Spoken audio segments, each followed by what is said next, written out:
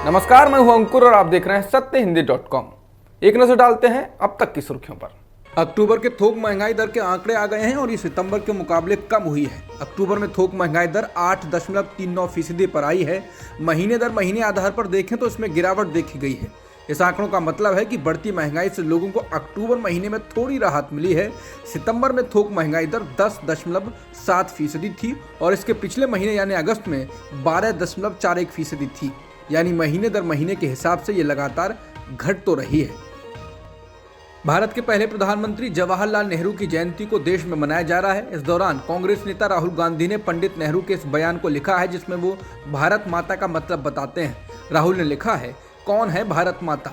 इस विशाल भूमि में फैले भारतवासी सबसे ज्यादा मायने रखते हैं। भारत माता यही करोड़ों करोड़ जनता है। इसके साथ ही भारत जोड़ो यात्रा पर निकले राहुल गांधी ने लिखा, पंडित नेहरू के इन्हीं लोकतांत्रिक, प्रगतिशील और धर्मनिरपेक्ष मूल्यों को दिल में लेकर चल रहा हूं, हिंद के जवाहर की भारत माता की रक्षा के लिए।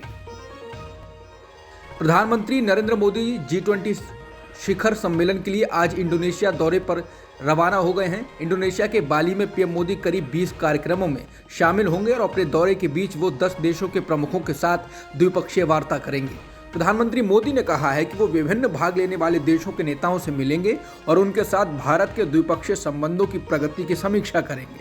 बता दें, G20 संगठन का अगला अध्यक्ष भारत है और इसकी अगली बैठक सितंबर 2023 में नई दिल्ली में ही होने वाली है। इस नजरिए से भी पीएम मोदी का दौरा अहम माना जा रहा है। पीएम मोदी ने कहा है कि भारत की G20 अध्यक्षता वसुधैव कुटुंबकम यानी एक धरती, एक परिवार, एक भविष्य की थीम पर आधारित होगी। केंद्र सरकार ने पूजा स्थल अधिनियम की वैधता को चुनौती देने वाली याचिकाओं पर अपनी प्रतिक्रिया देने के लिए सुप्रीम कोर्ट से और समय मांगा है। इसके बाद सुप्रीम कोर्ट ने जनवरी के पहले सप्ताह के लिए मामले को स्थगित कर दिया और सरकार को 12 दिसंबर तक अपना हलफनामा दाखिल करने के लिए कहा है। बता दें, 11 जुलाई 1991 में लाए गए इस कानून के तहत सभी पूजा स्थलों के धार्मिक चरित्र को वैसा ही बनाए रखा जाएगा जैसे वो 1947 में थे। हालांकि राम जन्मभूमि बाबरी मस्जिद विवाद को इससे छोड़ दिया गया था, लेकिन अब देश में अलग अलग धार्मिक जगहों को लेकर विवाद हो रहा है और इस कानून को बदलने की मांग हो रही है। महाराष्ट्र सरकार के पूर्व मंत्री और एनसीपी के विधायक जितेंद्र आव्हाड ने कहा है कि उनके खिलाफ पुलिस ने 72 घंटे के भीतर 2 फर्जी मुकदमे दर्ज कर लिए हैं। आव्हाड ने कहा है कि वो पुलिस की इस क्रूरता के खिलाफ लड़ाई लड़ेंगे और साथ ही विधायक के पद से भी इस्तीफा देंगे। बताना होगा कि मराठी फिल्म हर हर महादेव का विरोध करने के चलते ठाणे पुलिस ने जितेंद्र आव्हाड और 11 अन्य लोगों को शुक्रवार को गिरफ्तार किया था। हालांकि शनिवार को उन्हें ठाणे की एक सेशन कोर्ट से जमानत मिल गई थी। जितेंद्र आव्हाड ने कहा है कि वो लोकतंत्र की हत्या होते हुए नहीं देख सकते हैं। दिल्ली नगर निगम यानी एमसीडी के चुनाव को लेकर सोमवार को नामांकन का अंतिम दिन है, इसलिए बीजेपी, आम आदमी पार्टी, कांग्रेस सहित अन्य दलों के सैकड़ों उम्मीदवारों ने समर्थकों के साथ अपने पर्चे दाखिल किए। एमसीडी के चुनाव के लिए 4 दिसंबर को वोटिंग होगी और नतीजे 7 दिसंबर को आएंगे। एमसीडी का चुनाव जीतने के लिए बीजेपी, आम आदमी पार्टी और कांग्रेस के अलावा छोटे दलों ने भी पूरी ताकत झोंकी है। दिल्ली के शराब स्कैम मामले में डिप्टी सीएम मनीष सिसोदिया के खास सहयोगी और आम आदमी पार्टी के पदाधिकारी रहे विजय नायर को सोमवार को ईडी ने गिरफ्तार कर लिया। हालांकि इसी मामले में विजय नायर और कारोबारी अभिषेक बोनपल्ली सीबीआई की कस्टडी में काफी दिनों से हैं। इन दोनों की जमानत पर सोमवार को सुनवाई होने वाली थी, लेकिन ईडी ने दोनों को अपनी कस्टडी में लेकर गिरफ्तार कर लिया। ये तकनीकी गिरफ्तारी जरूर है, लेकिन आम आदमी पार्टी और खासकर सिसोदिया की मुश्किलों को बढ़ाने वाली है। सरकारी गवाह बन चुके दिनेश अरोड़ा की गवाही किसी भी समय हो सकती है, उसके खुलासे मीडिया तक जरूर पहुंचेंगे। ऐसे में एमसीडी और गुजरात चुनाव में आपकी उम्मीदों पर असर पड़ेगा।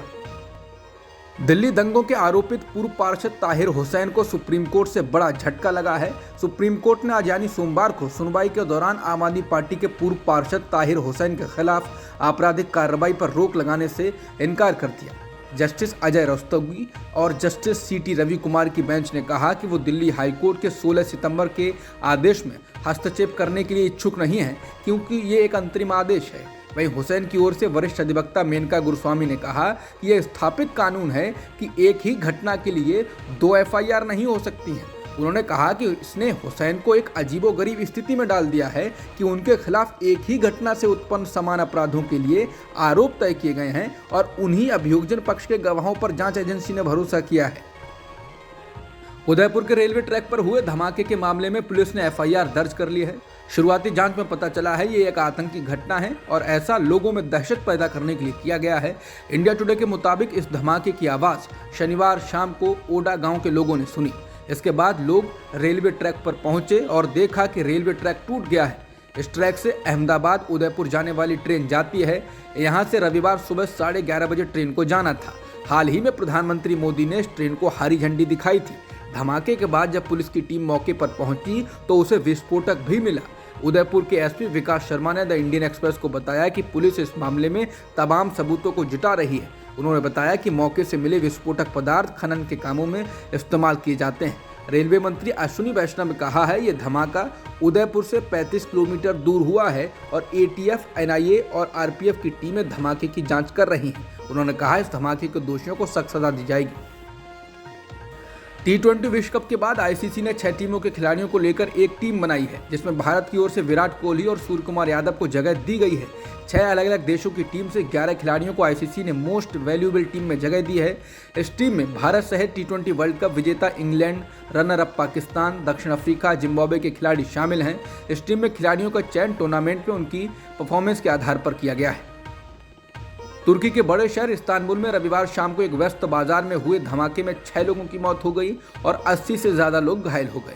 राष्ट्रपति रेचेप तैयब अर्दोआन ने कहा है कि शुरुआती संकेतों के मुताबिक इस बम धमाके के आतंकी हमला होने का संदेह है। उन्होंने कहा कि तमाम एजेंसियां इस हमले के लिए जिम्मेदार अपराधियों की तलाश में जुटी हुई हैं और अपराधियों को बख्शा नहीं जाएगा।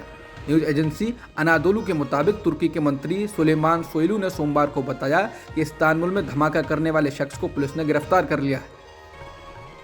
स्लोवेनिया में एक पत्रकार और वकील महिला को राष्ट्रपति चुना गया है। ऐसा पहली बार है कि स्लोवेनिया में महिला राष्ट्रपति चुनी गई हैं।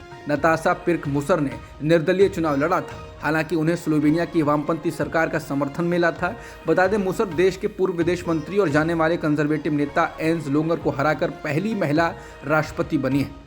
स्लोवेनिया के चुनाव आयोग ने कहा कि पिर्क मुसर ने लगभग 54% वोट जीते, वहीं उनके प्रतिद्वंदी लोगर को 46% वोट मिले। अब तक की खबरों में इतना ही। बाकी खबरों के लिए बने रहिए सत्यहिंदी.com के साथ।